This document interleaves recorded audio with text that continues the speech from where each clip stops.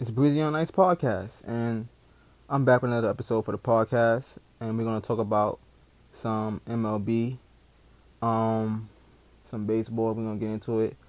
Um, the Baltimore Orioles, man, they have been a surprise, a big surprise. You know, they're playing very well. They lead the American League East, and I usually don't like to make predictions kind of early. You know, it's still early August.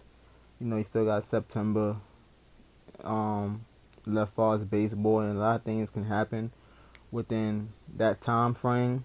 But fuck it, I think I'm gonna go out on a limb here and say that the Baltimore Orioles will win the whole entire American League. They're gonna clinch, you know, the American League East, of course. Um, and they have to be the favorite. I'm guessing. You know, Tampa Bay is still dangerous. Toronto, uh, not so much. You still got Houston Astros, who's a pretty good team. They're a pretty good team. Um, let's see. Yeah, as far as the American League, you know, yeah, the Astros, Tampa Bay, Toronto, Cleveland is playing pretty decent, but I don't think they're gonna really surprise anybody. So, yeah, I have to say Baltimore is the favorite to go to the World Series. Yeah, for the American League, they definitely represent the American League. If they continue their hot play, really really hot. They resume play tomorrow. I believe they had an off day today, and they play the Houston Astros. So let's see how they look in that series against the Houston Astros. That series is going to tell a lot. That little 4 game set they're going to play, I think 4 games or 3 game set is going to tell a lot of whether or not Baltimore is ready for that kind of challenge in the playoffs, because you know the Astros have a lot of experience, and it doesn't really matter where they fall at because they so experienced, they so well coached, they play great baseball, so it's hard to count those guys out because they know how to win. They know how to win, and they have Justin Verlander back in the fold, and he's a pitcher that knows how to win because he has won there with the Astros. Altuve and company is good, so we can't discredit them or count them out. But you can't count Tampa Bay out neither. But Tampa Bay has been sliding. They are not the same team as they was in the beginning of the season. They fell off. They lost some games. They was red hot. Don't get me wrong. They was red hot. I thought they was gonna win the American League East. That's how hot they was. The Yankees are still in the fold in the mix of things. The Yankees is fighting for a wild card spot. It remains to be seen if they get that wild card spot. I think they probably should if they continue to win, and barring health, as long as Aaron Judge and Stanton stay healthy, and they can produce some runs, and their pitching could, you know, hold teams to under a certain amount of runs, they should be alright going forward, hopefully. But Baltimore is definitely the favorite right now. In my early prediction, because I'm going to do another video later on, but in my early prediction right now, early August is August, what, 7th today? So as of August 7th, I have the Baltimore Orioles going to the World Series. And I have Atlanta Braves. They're the favorites, right? They running away with that NL East. I have the Atlanta Braves in the World Series. I think Atlanta wins. Yeah. I think Atlanta beat Baltimore in like 7. I think it's going to go 7. 6 or 7 between those two. If my prediction is right, those two teams meet each other. It'll go 6 or 7 games. Either way, if it goes 6 or 7, I lean with Atlanta. I lean towards Atlanta. Just the experience and knowing how to win. I think that matters in any sport. In any sport that you play, or even in life, experience always play a big role in things, because with the experience you've been there, so you know what it takes. You know how to, you know, to deal with adversity and beat adversity. And sometimes you succumb to adversity in order to build yourself up and get better for the next go around. So I believe if Baltimore does lose in the World Series to the Atlanta Braves, they will then have that experience, and then they can channel that and use that experience to, gear up another run and getting back there again next year, right? So that's what experience does. Experience is a great teacher. Um, the best teacher like in life, What doesn't kill you make you stronger. Um, so you have to look at it like that from that standpoint. But the San Francisco Giants is another team, that you have to keep an eye out on because, again, they win every odd year, and not every odd year. I mean, not because they won in all even years, except for like if you go way back to like 1950 something, and they won a couple of championships in the past too. But all of their wins were in even years. I thought they were odd, but they were even years. This will be an odd year if they win, but they have been removed for a couple of years, so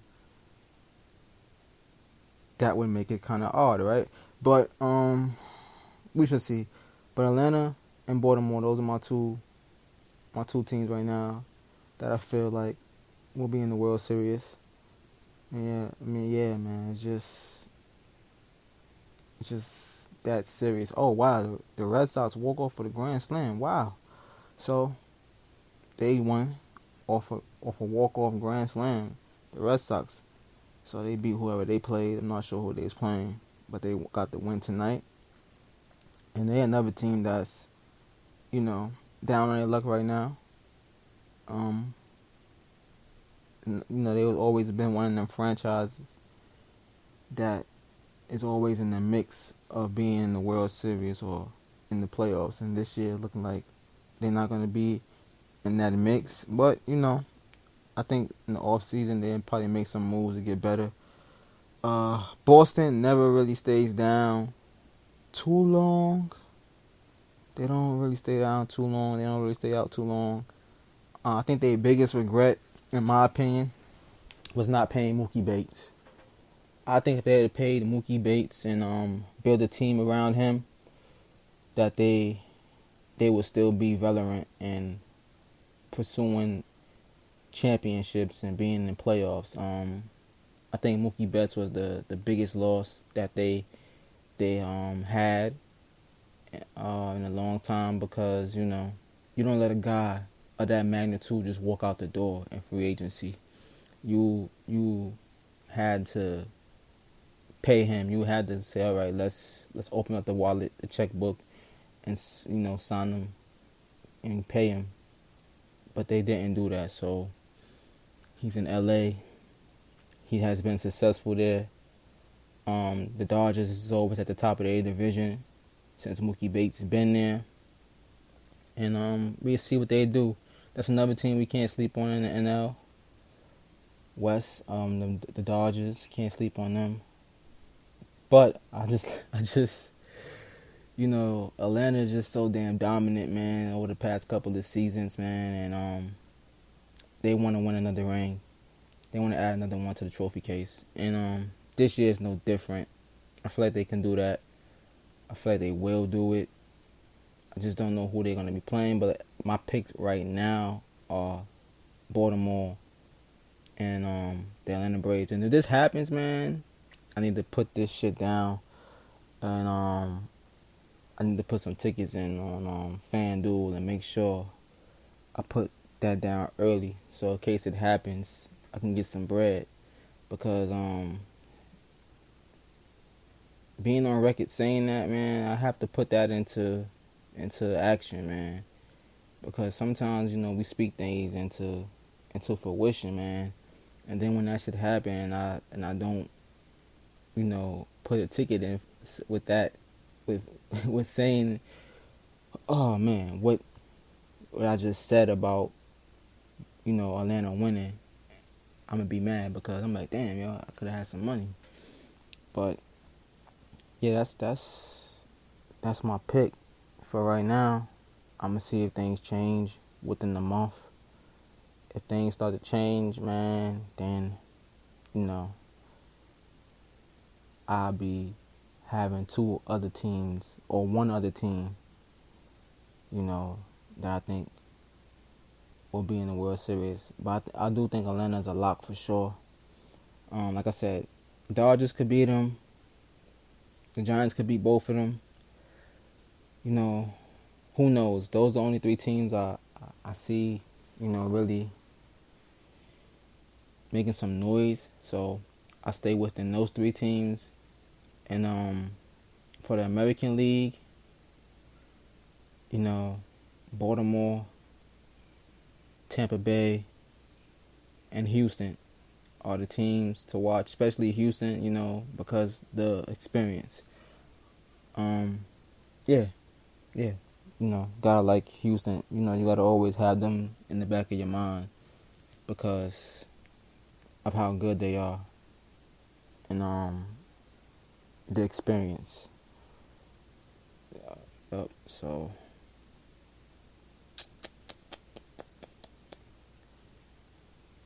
what you guys think about Demetrius? Not Demetrius. I almost said Demetrius Bivol, but they not fighting for undisputed. They should be fighting for undisputed. Him and Better Beer. I hope I ain't hijack his name, but those guys need to fight for undisputed at 175 because it's just ridiculous now.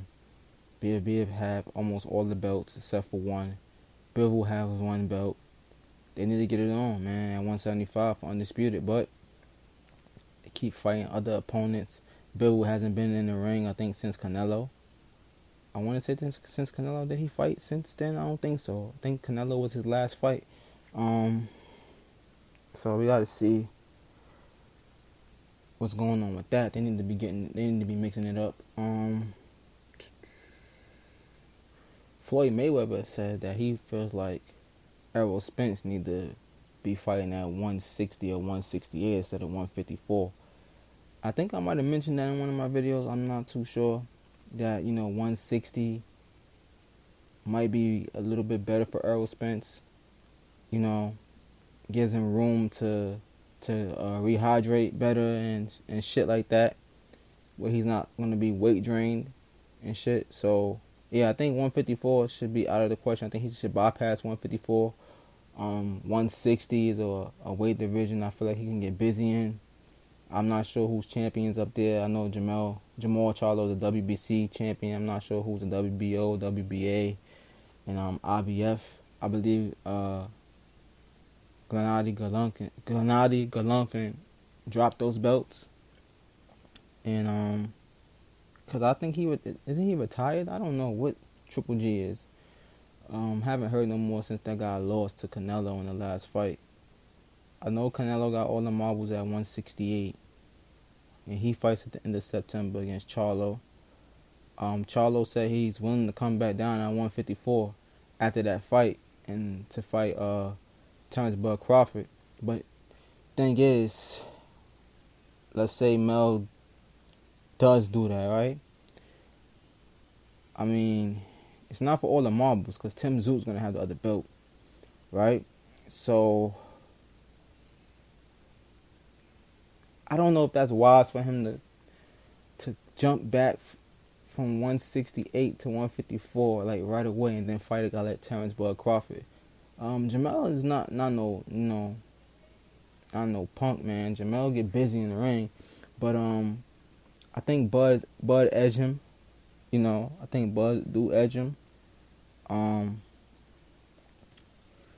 We do know Mel has the power to hurt Bud, and we know Bud could possibly hurt Jamel too. So that's going to be an interesting fight. And how would Jamel react, when he's hurt? Because Bud is a person that can definitely hurt him, and he can definitely hurt Bud too. So we have to see how this plays out. I think it may go a decision. Maybe a decision. It'll be a decision for whoever wins. I do say you gotta watch Bud, and in them any rounds, probably 8 through 9, you have to watch Terrence Bud Crawford. That's where he gets a little dangerous.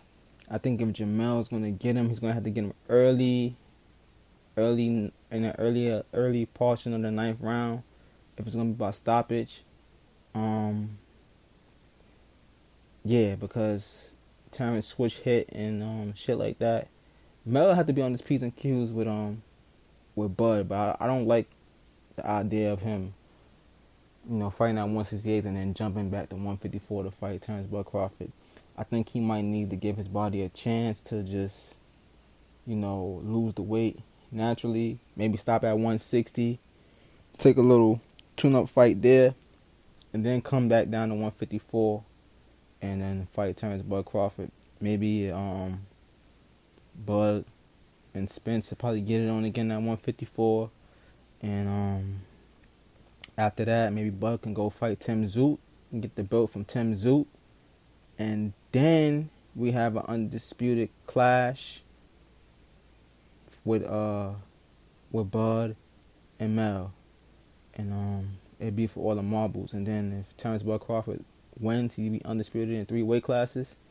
And he can ride off into the sunset and retire, man. He has nothing left to do after that.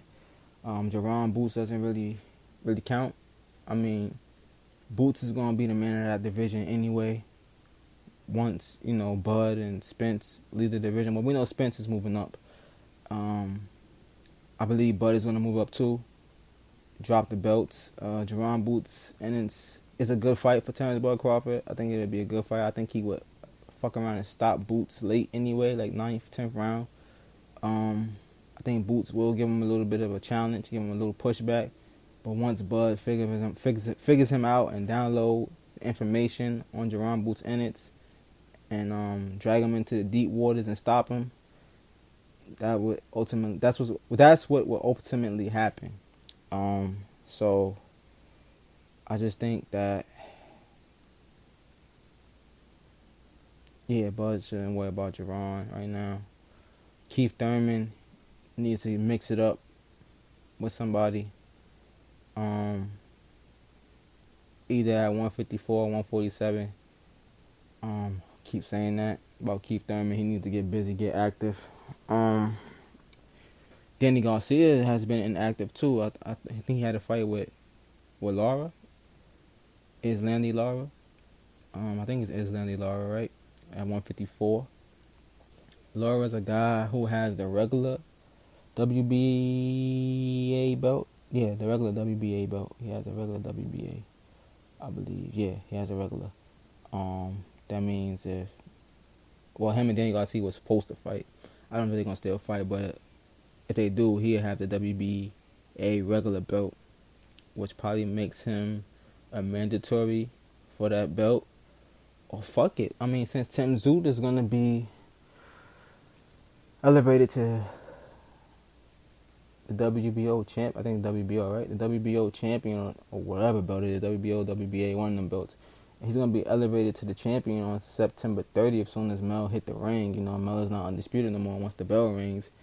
Maybe Tim Zoot and Danny Garcia could get it on, and it gives Danny Garcia a chance to win the belt at 154, and that puts him in the mix of, fighting whoever. And if Mel do take a pit stop at 160 and take a little fight there, that gives Crawford and Danny Garcia a chance to get it on for the belt too. I mean, so many scenarios that could play out with that. It just remains to be seen. You got Boo Andrade and David Benavidez. They're talking about that. They in talks. I think it's a good fight at 168. I think David Benavidez stops Boo Boo probably in the 9th round. David Benavidez is a guy who likes to inflict pain, and he's very vicious in there too. I mean, he's a guy that try to get you out of there. He's trying to knock your block off. He is not taking it lightly. He's not pressing lightly towards you. He's coming at you with a full head of steam. Just ask Caleb Plant. But I gotta give Caleb Plant credit, man. Caleb Plant been in there with David Benavidez and lasted to the 12th round, man, and it went to a decision. I mean, you look at Caleb Plant's resume. I mean, he only lost to Canelo and David Benavidez, man. And I believe if Caleb Plant had some serious pop, he might have fucked around and beat Canelo and beat David Benavidez. I mean, you gotta think about it because Caleb Plant has a nice skill set, man. He has a nice skill set on him, just lacking a little power. But if he had just an ounce of power with that skill set, man, he'd be fucking dangerous. He'd probably have the belts, off of Canelo. He'd probably be undisputed at 168. We'd probably be talking about possibly him fighting Andrade or something like that. I mean, this very well could have been Caleb Plant undisputed right now at 168. But things went a different way. He's still a big time fighter in that division. I don't know if he's gonna try to move up to 175. I think he might want to stay away from 175, stay away from Beterbiev because Beterbiev knocked out everybody he done been in the ring with, man. That guy, man, is something else, man. You gotta stay away from Arthur, man. But they gotta make the fight between him and Bivol, man. This shit is getting crazy. They fighting everybody but each other. And Anthony Yard is a nice little challenge. Maybe Anthony Yard gets a shot at Demetrius Bivol.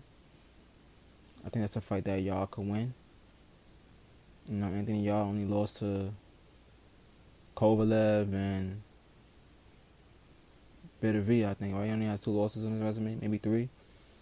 So he's a guy that's not afraid to mix it up. So yeah, maybe him and Bivol get along, and then you have Arthur Beterbiev and Anthony Yard too. If Anthony Yard can get his hands on that belt, so we'll see, man. There's a lot of things that could happen in boxing. Regis Prograis and Haney's gonna get it on in October, I believe. October, right? October 28th or something like that. Want to see what's next for Amanda Serrano.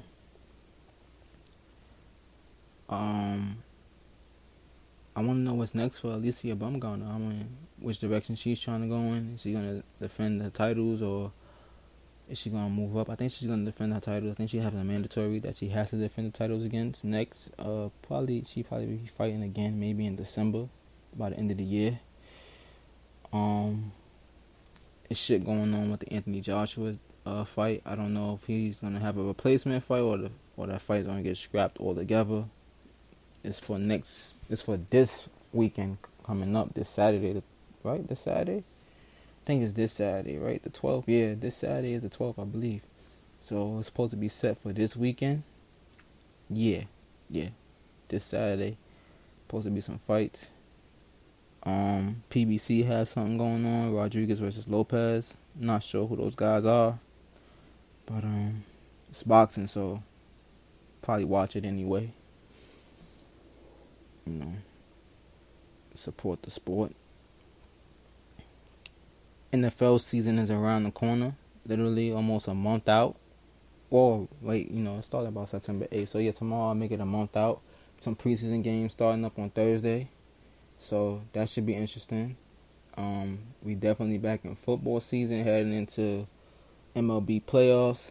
So yeah, it's an interesting time. Basketball season is right around the corner, man. Summer is damn near over. Couple of weeks left of summer, and then heading into the fall. So funny how time flies, right? But like, comment, subscribe as always. Peace and love. And Breezy out.